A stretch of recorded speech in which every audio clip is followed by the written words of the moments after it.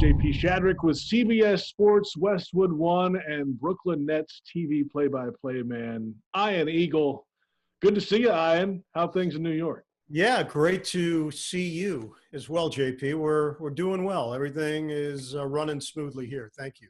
Yeah, and we're starting to open up a little bit more here in Florida. Let's talk a little bit of ball, though. Let's start, though. I know you work with Tony Baselli on Thursday Night Football.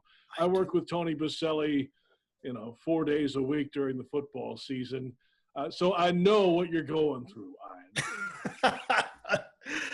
Ian. Let's get this right on the table. Tony and I have set an NFL broadcast record for the largest disparity in broadcast partners in football history and broadcasting history. And somehow it works. Tony is a great guy. He's a tremendous partner, knows the game, prepared, sense of humor, easy to be around. Certainly a good guy to have a pregame meal with, just to make you feel good about yourself after the fact that, no, I don't eat that much. Tony can pack it. Obviously, more than anything else, just happy that he's safe, his family's safe and feeling healthy. And truly, I work with a lot of different people. Tony has been one of the best guys that I've ever partnered with. You touched on it a moment ago, the NFL. Everything in this offseason has pretty much gone business as usual, at least scheduling-wise. They've had the draft. They did it virtually. The offseason program's going on right now, virtually, nothing on the field. They announced the schedule, for goodness sakes. That went out without a hitch. But now the question moving ahead is what happens around training camp, and do they have to start paring games down, games without fans? It's all a big question. Nobody has an answer right now. But right so far, it's been so good, but you get the kind of feeling that it might not last that long. JP, the greatest advantage that the NFL has had is time on their side. This happened to coincide with their offseason. And although there might have been some people initially that thought it was a bit tone deaf, the reality is, after the reaction that we saw from the NFL draft and the people around the country, it was welcomed. And it was a nice distraction. We understand where sports fits in to the grand landscape.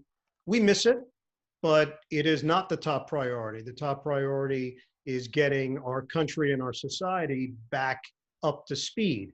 But sports plays a role in that. It certainly covers a lot of jobs, and the economy is affected by it. And I think just the general demeanor of people are affected by it in a positive way if sports is involved. So the NFL did fill a void, but they're now facing grander questions. And that's, how do you continue with an off-season program? You can do it via Zoom. You can have meetings.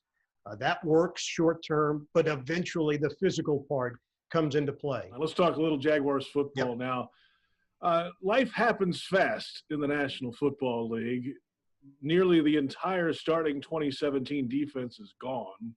Avery Jones is here. Miles Jack is still here. Yannick Ngakoue may or may not be here, but that's a different story altogether. Those are the only three starters remaining from that defense. Some changes on offense in that time, too. This happened quick, but there's confidence, I think, inside the building, or at least virtually these days, that this group can get some things done this year. They may not go win 11 games, but there is some confidence around here, even with all the changes.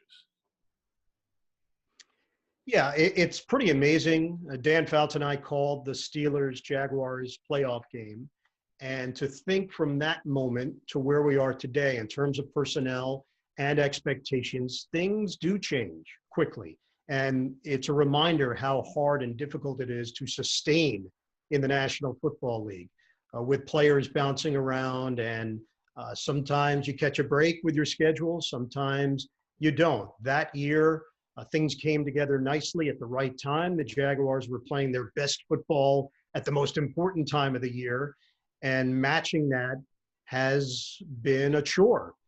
With that said, what I saw last year, there were certainly times where they left something to be desired. I had that game late in the season, Jacksonville, Tennessee, when the Titans were on the rise. And that was pretty much the end of the line for the Jaguars.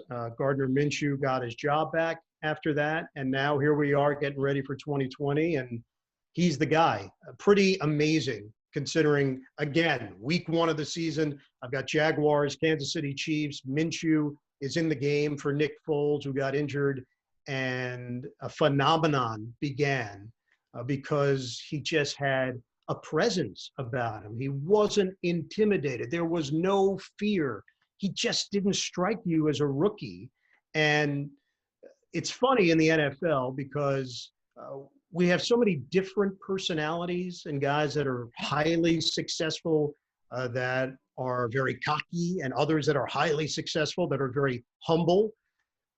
Gardner Minshew just had that it factor, whatever that is. Sometimes you can't really gauge it, and you have to look someone in the eye and you have to have a conversation with them.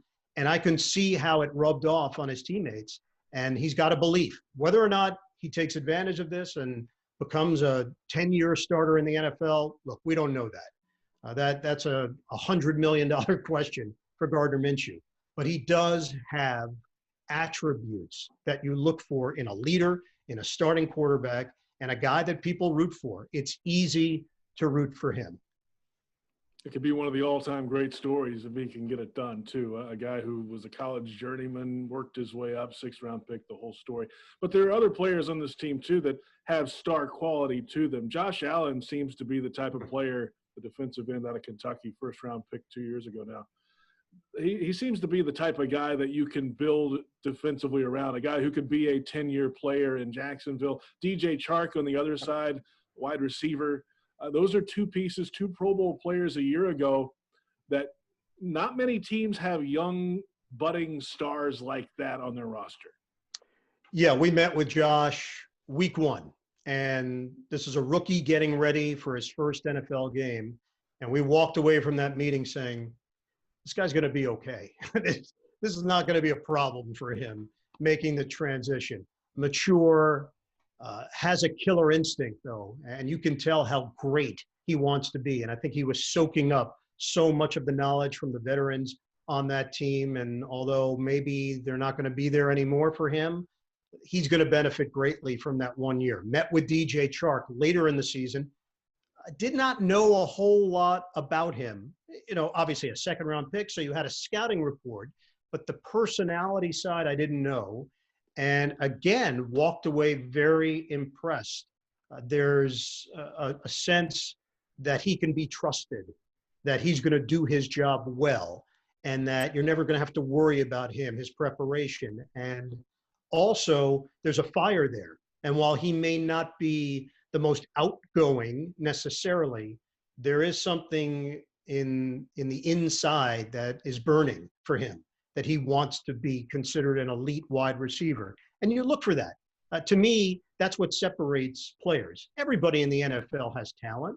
Everybody that gets to this point has legitimate ability. It's those just subtle differences that can make the difference for a player turning into a Pro Bowler. And DJ Chark showed that. Josh Allen showed the potential for that. So 2 players, if you're producing a media guide right now for the Jacksonville Jaguars, you're sticking these guys on the cover and you're feeling good about it, that they're going to be a part of this culture for an extended period of time. Final thought with you here. Leonard Fournette, former 1st-round pick. The Jags didn't take the 5th-year option for him, so this coming up is a contract year. Not that he didn't ever play, he always played hard anyway, but he has all the incentive to play now, considering that position where he is at running back, and it's the last year possibly here in Jacksonville. What can we expect from Leonard Fournette in a contract year on a team that run him a lot already in the first 3 years? Yeah, JP, it really does bring the point home that position has changed more than any position in the National Football League over the last 10 years. This used to be considered a premier spot. And if you didn't have an excellent one, then you were searching for one, either through the draft or via free agency. And now it really has become a 2-headed position for most teams. And they don't necessarily look at the running back spot as a place where you have to have an elite player. Leonard Fournette was drafted so high, we don't have to go through chapter and verse who was taken after him. It's well known. We know. That should not affect how the team views him because they know him better than anybody else. It's not a surprise that they didn't pick up the option. It's a large number. And I do think they're in a position now to look at him as a make or break year for them, not necessarily for his NFL career, but for them moving forward. He has talent. Nobody's ever questioned that. Leonard Fournette has a chance to be one of the better running backs in the NFL. The question really becomes, how do you value that position? And how does it work in concert with your offensive line? And how is his chemistry with him, with Minshew, with the skill position players? Running backs are replaceable. We're just in a new time in the NFL. So for Fournette, it is going to require a Herculean season for the Jaguars to say, hey, we're ready. We're signing up. We're Leonard Fournette 100%, and we're going to pay you the big money to do it. We just saw it with Melvin Gordon. Melvin Gordon was having an outstanding NFL career. And last year, the holdout and then the mistakes and miscues with the Chargers, he ends up signing with the Denver Broncos. And look at what the Broncos now have at the running back position. So there are teams that are valuing that position more so than others. I'm curious to see where the Jaguars weigh in on this once the dust settles in 2020. Well, let's see what happens between now and the 2020 season before we get that far. Strange times, obviously. We appreciate your time. Always good to see you and talk to you.